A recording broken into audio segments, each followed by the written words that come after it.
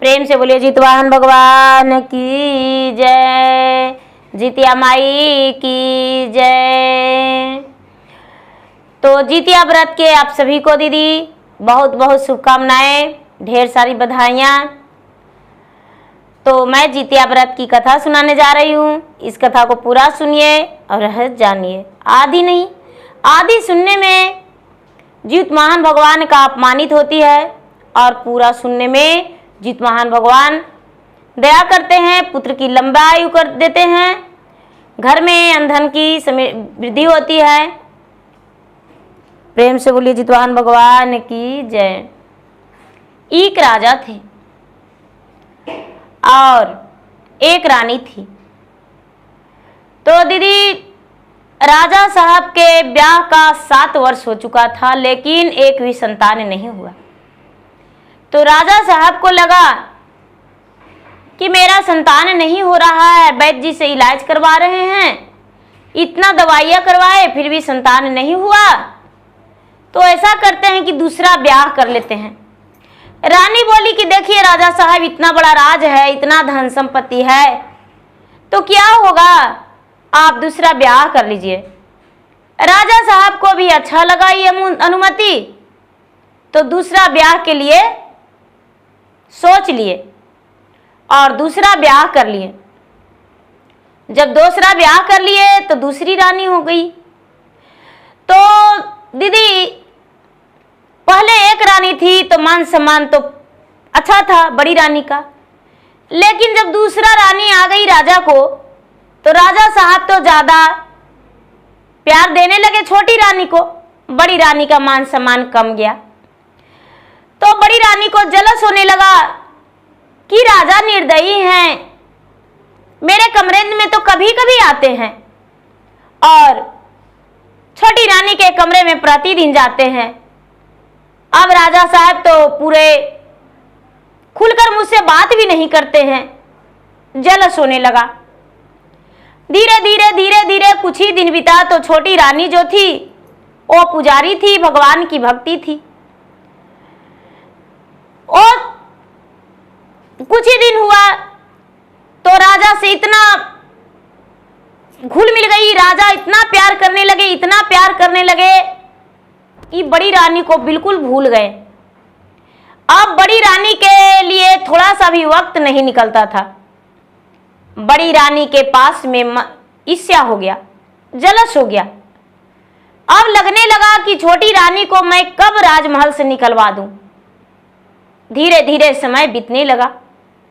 समय बीतते बीतते कुछ दिन बीत गया, लेकिन छोटी रानी को भी संतान नहीं हुआ।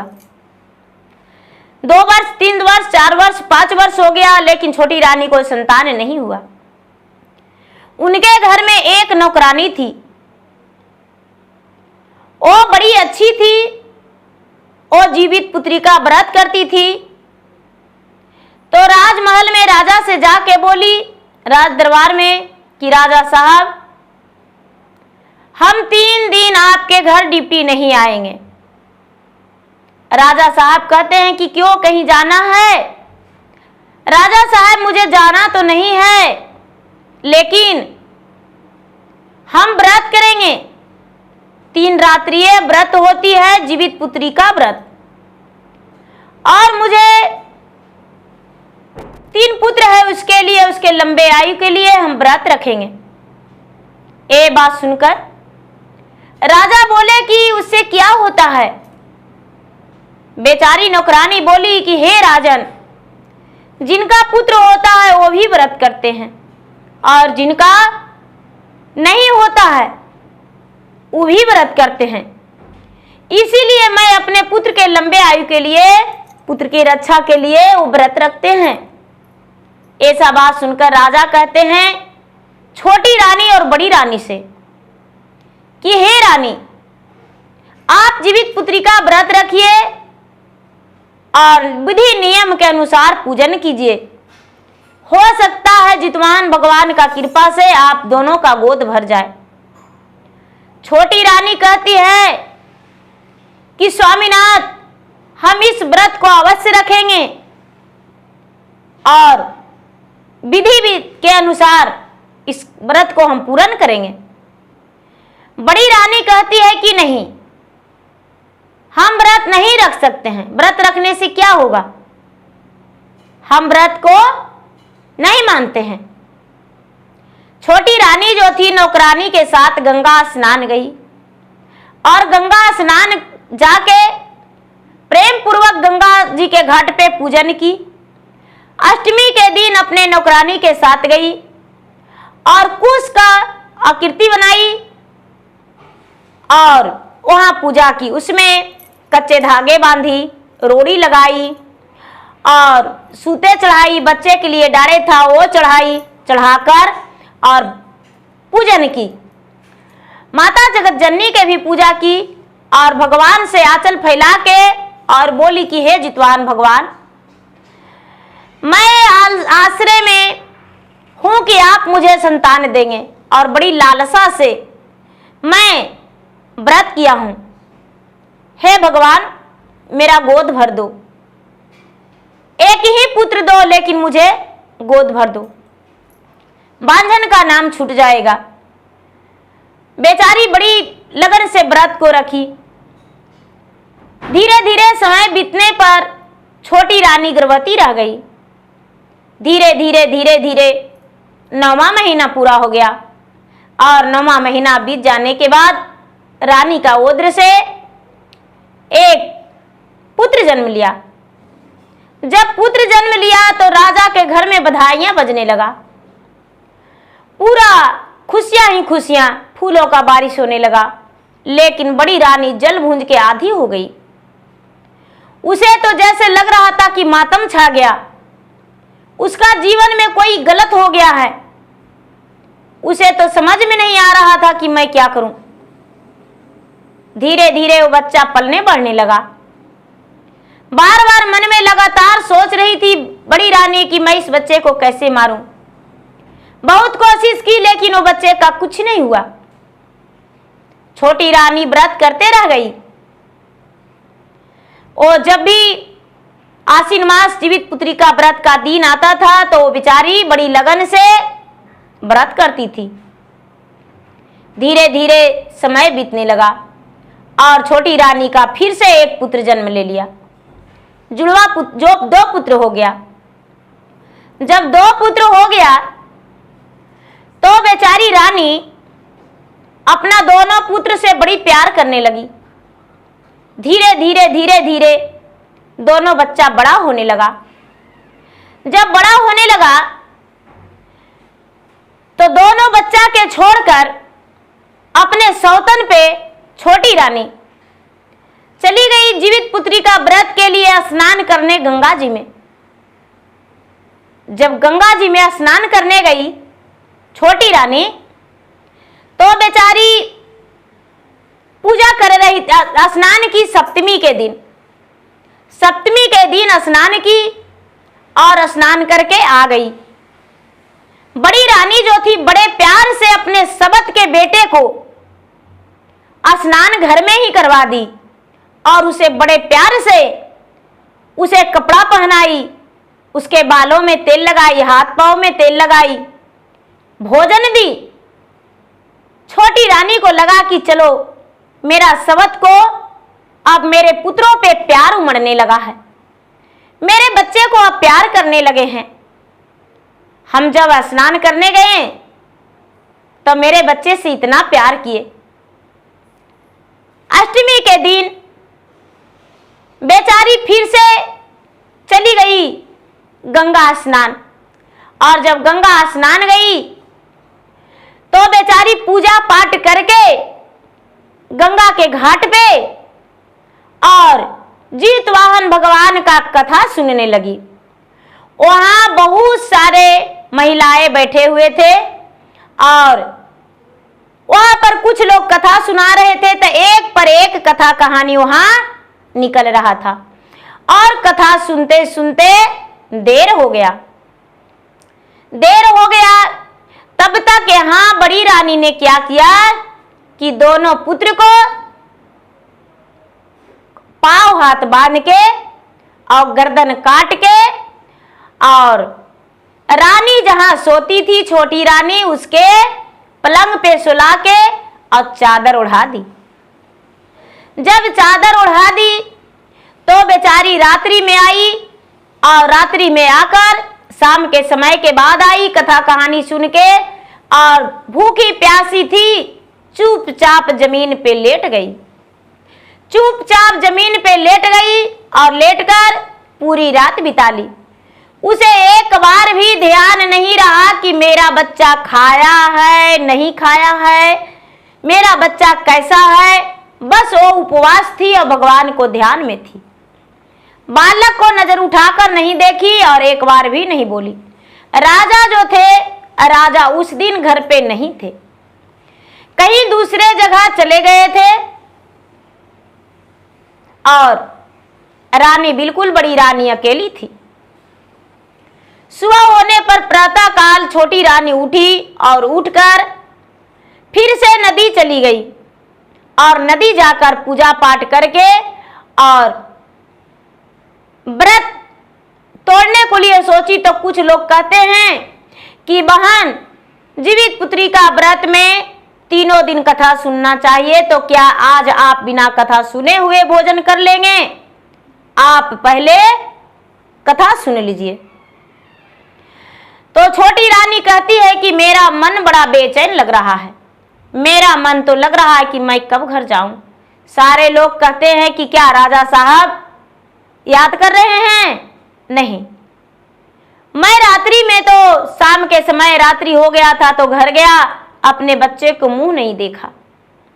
मेरा बच्चा पलंग पे सोया हुआ था, मेरा सवत ने उसे खाना खिलाकर सुला दी थी, लेकिन इस बार भी मैंने उसे जगाया नहीं और घर से पूजा का सामान लेकर और गंगा के घाट पर सीधे आ गया हूं। सभी को कहने पर छोटी रानी वहां पूजा करने लगी, पूजा करके और कथा सुनने लगी। जब वहां पुरोहित जी कथा सुनाने लगे तो जब कथा आधी हुई तो दोनों बच्चा का पांव हाथ हिलने लगा, गर्दन जुट गया। जब कथा शुरू हुआ तो उसको जीवन दान मिल गया। जब कथा आधी हुआ तो उसका पांव हाथ हिलने लगा, और जब कथा संपन्न हुआ तो दोनों बच्चा माँ माँ पुकारने लगा। और जब आरती होने लगा तो दोनों बच्चा पलंग से नीचे हो गया। और जब पलंग से नीचे हो गया तो बड़ी रानी देखकर चकित हो गई कि अरे, हम तो दोनों को गर्दन काट दिए थे, लेकिन दोनों जीवित कैसे हो गया? दोनों को पांव हाथ बांध के काट दिए थे और उसके बाद खोल दिए और सुला दिए, जीवित कैसे हो गया? ये कैसे संभव हो सकता है? बेचारी वहां व्रत में थी, भगवान के कथा सुन रही थी, और दोनों बेटा छोटी रानी को दौड़ते भागते रानी के पास पहुंच गई। छोटी रानी देखकर अपने पुत्र को बड़ी खुश हो गई और कहती है कि बेटा नदी में स्नान कर लो। दोनों बेटा नदी में स्नान किया। दोनों बेटा को रानी ने कच्चे धागे बांधी और लीलार में तिलक लगाई, प्रसादी दी। तो प्रसादी खाते खाते बड़ा बेटा कहता है कि माँ, मैं कुछ बताना चाहता हूं। छोटी रानी बोली, क्या? माँ, तुम्हें नहीं पता बड़ी माँ ने मेरे साथ क्या किया था? क्या किया था बेटा? माँ, मेरा पांव हाथ बांध दिया था और मेरा छोटे भाई का भी पांव हाथ बांध दिया था, और उसके बाद मेरे नजरों के सामने मेरा भाई को मेरा बड़ी माँ ने गर्दन काट दिया माँ, और मेरा भी गला काट रही थी। उसके बाद मुझे पता नहीं माँ मेरे साथ क्या हुआ। अब तो छोटी रानी गुस्से के मारे आग बबूला हो गई और कहती है कि ऐसा कैसे हो सकता है?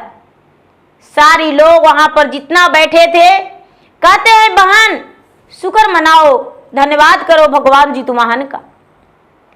ये जितवाहन भगवान जो है तुम्हारे बच्चों का रक्षा किए हैं और फिर से जीवित किए हैं।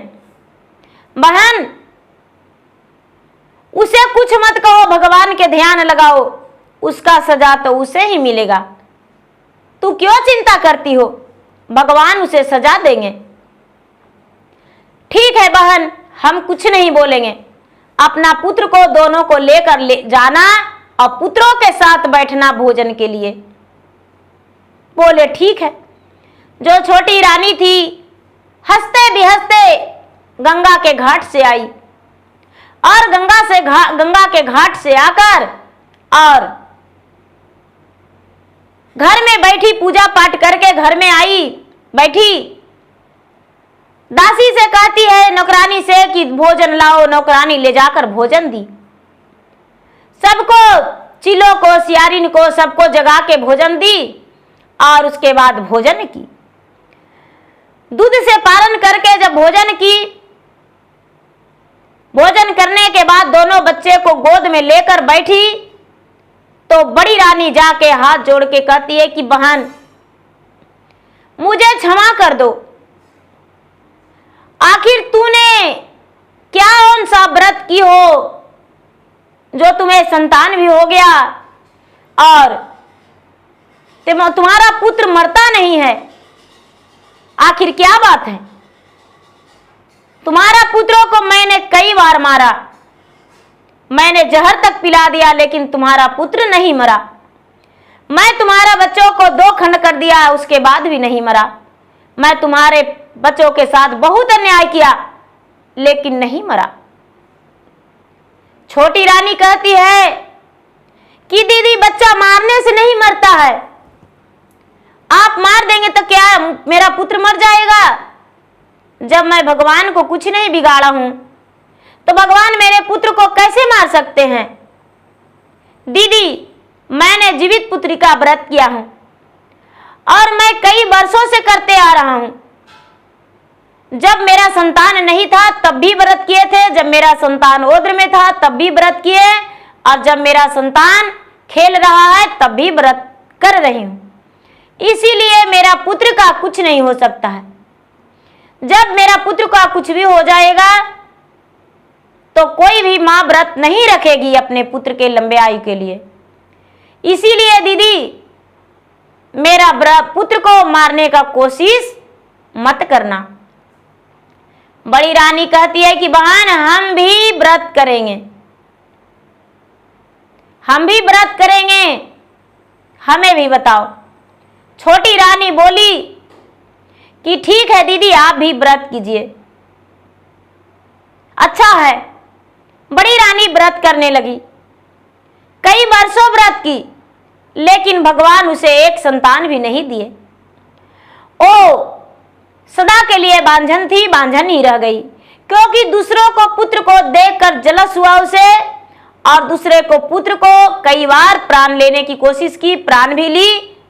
इसीलिए भगवान जितवाहन उस पे क्रोधित होकर और उसे श्राप दे दिए थे। इसलिए वो बड़ी रानी निसंतान ही रह गई, इसी के पुत्र पर आधारित रह गई। छोटी रानी के पुत्र उसे भी मां समझने लगी और उसका भी देख रेख इसी को करना पड़ा। तो दीदी दूसरे को बच्चे को देखकर जलना नहीं चाहिए, दूसरे को बच्चे को देखकर उसे प्यार देना चाहिए। मान लिया दीदी कि हम मार दिए एक लपड़ तो क्या हो गया, उससे अब मेरा ही अपमान हुआ, मेरा ही बुराइयां हुआ। इसीलिए कभी भी दूसरे के बच्चे पर हाथ नहीं उठाना चाहिए, गलत शब्द नहीं बोलना चाहिए। तो प्रेम से बोलिए जितवाहन भगवान की जय। दीदी मेरा वीडियो अच्छा लगे तो मेरा वीडियो को लाइक करें, शेयर करें, चैनल पर यदि नए हैं तो चैनल का सब्सक्राइब करें, बेल आइकन घंटी को दबाएं, जो कि मेरा वीडियो का नोटिफिकेशन सबसे पहले आपके पास जाए, आप मेरा वीडियो को सुन सके, देख सके। और कमेंट बॉक्स में जय जितवाहन बाबा जरूर लिखें। धन्यवाद।